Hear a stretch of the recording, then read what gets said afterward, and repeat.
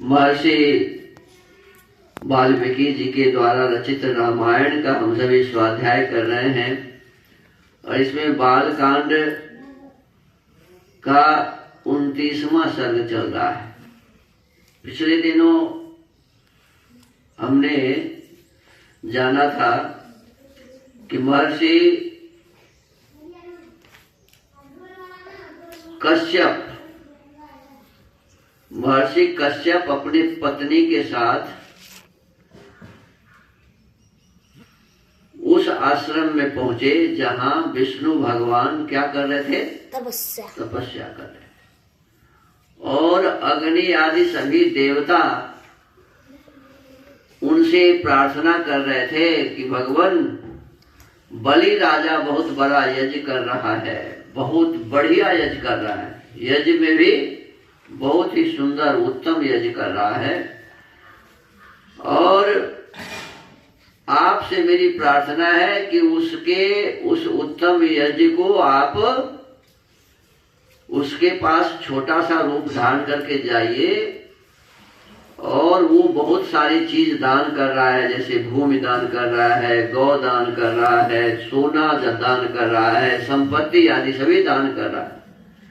तो आप वहां जाइए और आप भी उससे याचना करिए, मांगिए, और उसका यज्ञ सफल ना हो ये काम करिए। बताओ, किसी का यज्ञ सफल ना हो ये काम, उस किसी के यज्ञ में बाधा डालने वाला अच्छा होगा या बुरा?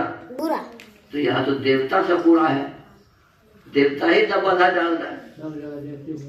सब जगह देवते गड़बड़ करते हैं। ताटका को ब्रह्मा जी दे दिए 1000 हाथी का बल, सबसे अव्यवस्था करवाया। अगस्त मुनि कह दिया कि भाई तुम नरभक्षी बन जाओ, आदमी को खाने वाले बन जाओ। अब बताओ, तो ये देवता ही लोग और बड़े बड़े लोग ही तो गड़बड़ करते हैं। तो आज क्या है कि अब विष्णु भगवान के सामने अग्नि आदि देवता कह ही रहे थे, और उसी बीच में बहुत लंबे समय तक, सहस्त्र दिव्य वर्ष, 1000 दिव्य वर्षों तक तपस्या करने के बाद कश्यप मुनि, महर्षि कश्यप जी अपनी पत्नी के साथ पहुंच गए उसी बीच, और उन्होंने भगवान मधुसूदन जी से प्रार्थना की, स्तुति की। तपोमयं तपोराशिं तपोमूर्तिं तपात्मकं तपसा त्वं सुतप्तेन पश्यामि पुरुषोत्तमं। भगवान आप तपो में हैं। किनको कहा? विष्णु भगवान को, क्योंकि वो भी तो बहुत लंबे समय से 100 युगों से, कितने दिनों से? 100 युगों से तपस्या की करते थे विष्णु भगवान, और उसी तपस्या का जो फल था कि वो बहुत बड़े तपस्वी हो गए। तो कहते हैं, हे भगवान आप तपो में हैं, तपस्या की राशि हैं, तप आपका स्वरूप है, आप ज्ञान स्वरूप है। मैं भली भांति तपस्या करके उसके प्रभाव से आप पुरुषोत्तम का दर्शन कर रहा हूँ। अब देखो, जहां तपस्या किया वहां भगवान नहीं थे क्या? अरे अदिति जी और कश्यप जी जहां तपस्या किए थे, भगवान वहां था कि नहीं? तो भगवान तो वहीं दर्शन हो गया उनको। तो यहाँ कहते हैं कि यहाँ मैं आपका दर्शन कर रहा हूँ, इसका मतलब है कि वहां वो विष्णु जी नहीं थे, वो तो अपने आश्रम में थे। शरीरे तव पश्यामि जगत सर्वमिदं प्रभो त्वमनादिर निर्देश्य त्वामहं शरणं गतः। प्रभु, मैं इस सारे जगत को आपके शरीर में स्थित देखता हूँ। अब बताओ, एक आश्रम में एक व्यक्ति रह रहे हैं, उनको कह रहे हैं कि संपूर्ण संसार को मैं आपके शरीर में देख रहा हूँ। आप अनादि हैं, माने आपका शुरुआत कहीं नहीं है। देश काल और वस्तु की सीमा से परे होने के कारण आपका इदमित्थम रूप से निर्देश नहीं किया जा सकता। मैं आपकी शरण में आया हूँ। देखो ये जो वाक्य है ना परमात्मा के लिए, किसके लिए है? परमात्मा के लिए। परमात्मा तो ऐसा ही है जैसा इसमें लिखा है। कैसा है परमात्मा? तो परमात्मा का शुरुआत नहीं है, वो अनादि है। परमात्मा ज्ञान स्वरूप है, परमात्मा सर्वव्यापक है। तो परमात्मा के लिए तो ये बात सही है, लेकिन एक विष्णु नाम का व्यक्ति जो उस आश्रम में तपस्या कर रहे थे, तो उनके लिए ये फिट नहीं बैठेगा। एक व्यक्ति कहीं तपस्या कर रहे हैं, उनके भीतर में सारा संसार है ऐसा कहा जा रहा है, ये नहीं है। ईश्वर में है, ईश्वर में सारा संसार है और ईश्वर सारे संसार में व्याप्त है। तो ईश्वर ऐसा है। तो प्रभु हे परमात्मा, मैं इस सारे जगत को आपके शरीर में से देखता हूं, तो सारा संसार तो परमात्मा में है ही। आप अनादि हैं, आपका शुरुआत नहीं है।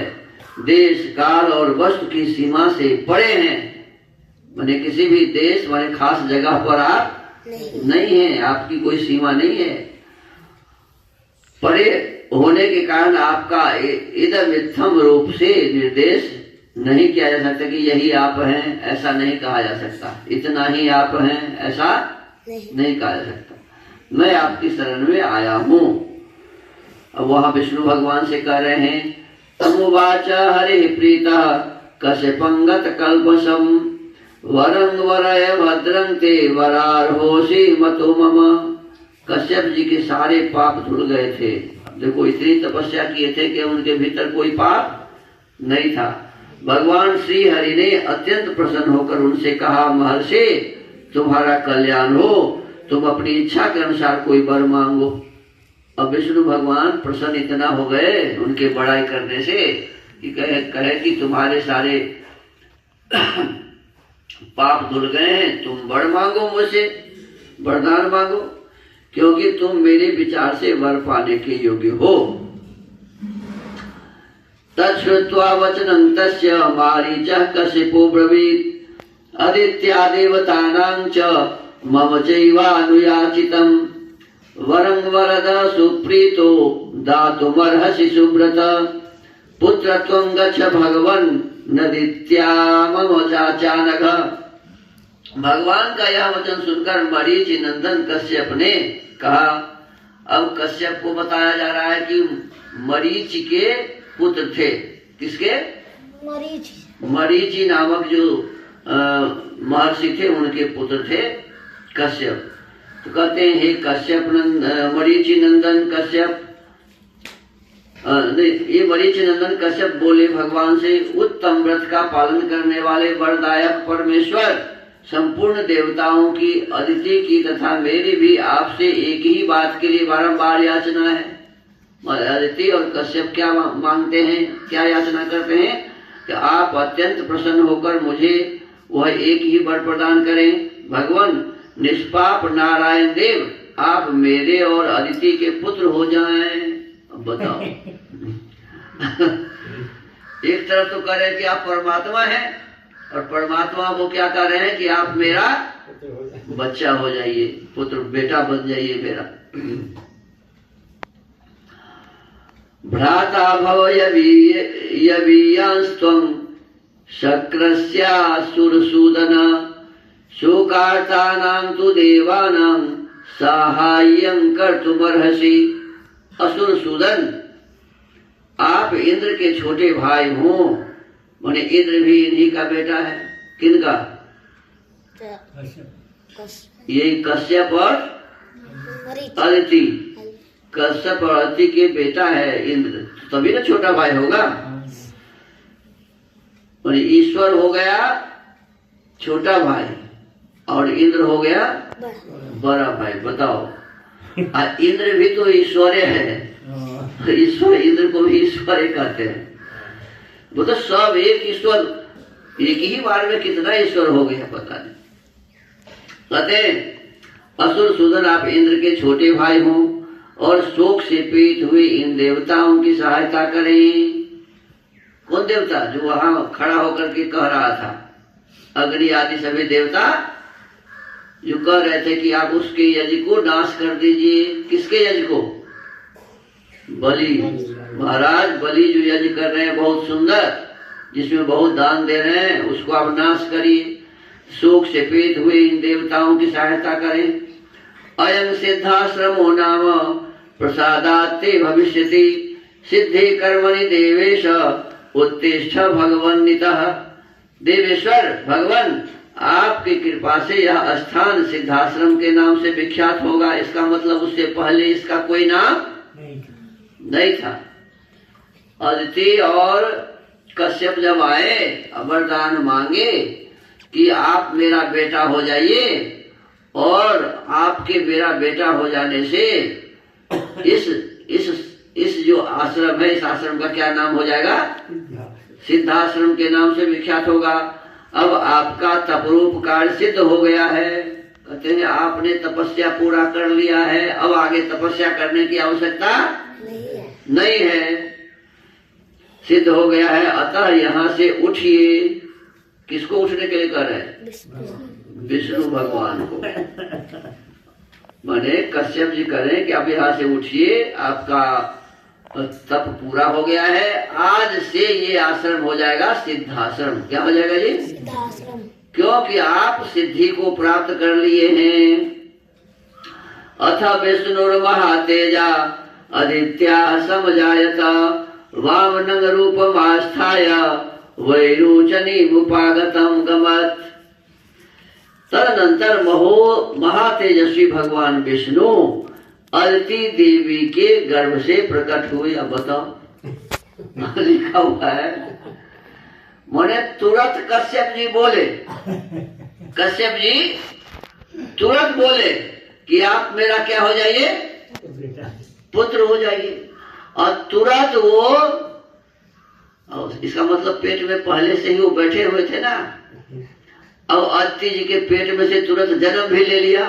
तदनंतर महातेजस्वी भगवान विष्णु अदिति देवी के गर्भ से प्रकट हुए और वामन रूप धारण करके विरोचन कुमार बलि के पास गए। अब देखो कितना ही थोड़े ही देर में सब काम हो गया।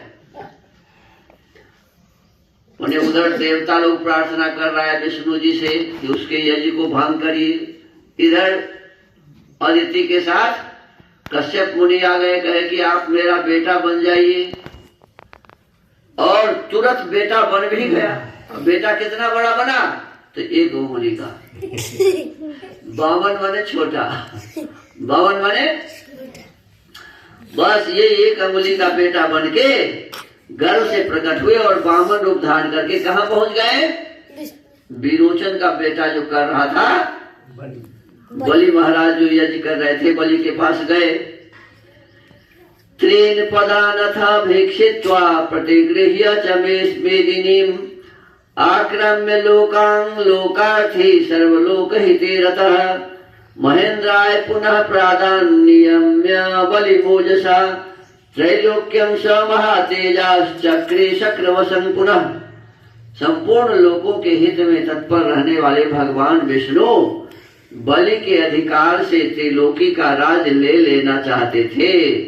अतः उन्होंने 3 पग भूमि के लिए याचना करके उनसे भूमि दान ग्रहण किया और तीनों लोगों को आक्रांत करके उन्हें पुनः देवराज इंद्र को लौटा दिया।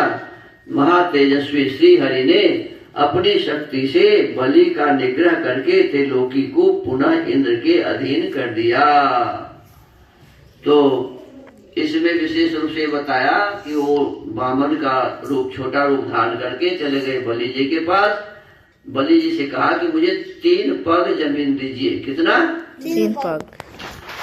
तो वो तो कहा कि भाई 3 पग ही काहे लीजिएगा, मेरे पास तो बहुत सारे चीज हैं, वो सब मांगिए। कहे नहीं नहीं, ज्यादा मुझे नहीं चाहिए। ये इसमें विस्तार से नहीं है, विस्तार से है उसमें, महाभारत आदि पढ़ोगे तो उसमें भागवत आदि में विस्तार से दिया हुआ है कि वो बोले कि ज्यादा लीजिए, तो कहा कि नहीं ज्यादा नहीं, मुझे 3 ही पग चाहिए। अब जब वो राजी हो गए तो एक पैर में पृथ्वी को नाप लिया, दूसरे पैर में वो आकाश को नाप लिया, 2 पैर में सब कुछ नाप लिया, तीसरा बाकी रह गया। तो कहा कि ये तो अब मेरा हो गया, अब आप यहाँ से जाइए। सब कुछ छीन लिया और उनको पाताल लोक में भेज दिया बलि महाराज को। और सारा सब जगह अब इन्हीं का राज्य हो गया। किनका? विष्णु जी का। और विष्णु जी जो वामन अवतार थे वो सब सामान सब जितना भी राज्य था सब दे दिया। किसको? अपने बड़े भाई इंद्र को दे दिया। अब यहाँ तक इस कथा को हम सब ने जाना है। अब इसके पश्चात क्या है? देखो ये सब सभी पाखंड की बातें हैं। इसमें कोई भी सच्चाई नहीं है। बस इतना ही सच्चाई है कि जब भगवान राम चले थे, कहाँ से? अयोध्या से। तो पहला विश्राम कहाँ हुआ था? सरयू नदी के दक्षिण तट पर। दूसरा विश्राम हुआ था जहाँ सरयू नदी गंगा में मिलती है उस संगम पर, जो शिव जी का आश्रम था। और तीसरा विश्राम हुआ था ताटका वन में। तीसरा विश्राम कहाँ हुआ जी? ताटका वन में, ताटका को मारने के पश्चात। और चौथा विश्राम कहाँ हो गया? इस सिद्धाश्रम में। कहाँ? तो ये सिद्धाश्रम एक आश्रम था। वहाँ विष्णु नाम के कोई व्यक्ति तपस्या पहले किए हुए थे, तभी से उसका नाम सिद्धाश्रम हो गया। इसका ये सिद्धाश्रम सिद्ध करने के लिए इतना ये बाउंड्री बनाया हुआ है, और कोई बातें नहीं थी। और बलि राजा यदि मान लो इतने अच्छे काम कर रहे थे तो उनको राक्षस कह रहे हैं, अच्छी बात है क्या? है? अरे अच्छा काम करने वाला अच्छे व्यक्ति होते हैं, राक्षस थोड़े होते हैं। अब कोई अच्छा व्यक्ति अच्छा काम कर रहा है, अब कोई और भी अच्छा आदमी उसके अच्छे काम को बिगाड़ दे तो उसे अच्छा कहा जाएगा क्या? तो इसमें तो इससे सिद्ध होता है कि जितने भी ऋषि मुनि, न तो कश्यप जी सही आदमी थे, न क्या कहते हैं अग्नि देवता आदि सही आदमी थे। ये तो सब बिगाड़ का काम कर रहे हैं, अच्छे काम को बिगाड़ रहे हैं। तो इस पर हमें विचार करना चाहिए और पाखंड को पाखंड ही समझना चाहिए। तो अब सिद्धाश्रम में पहुंच के और सिद्धाश्रम में अब आराम करेंगे। आगे जो कथा होगी हम लोग सुनेंगे। आज के इस स्वाध्याय के क्रम को विराम देते हैं। ओम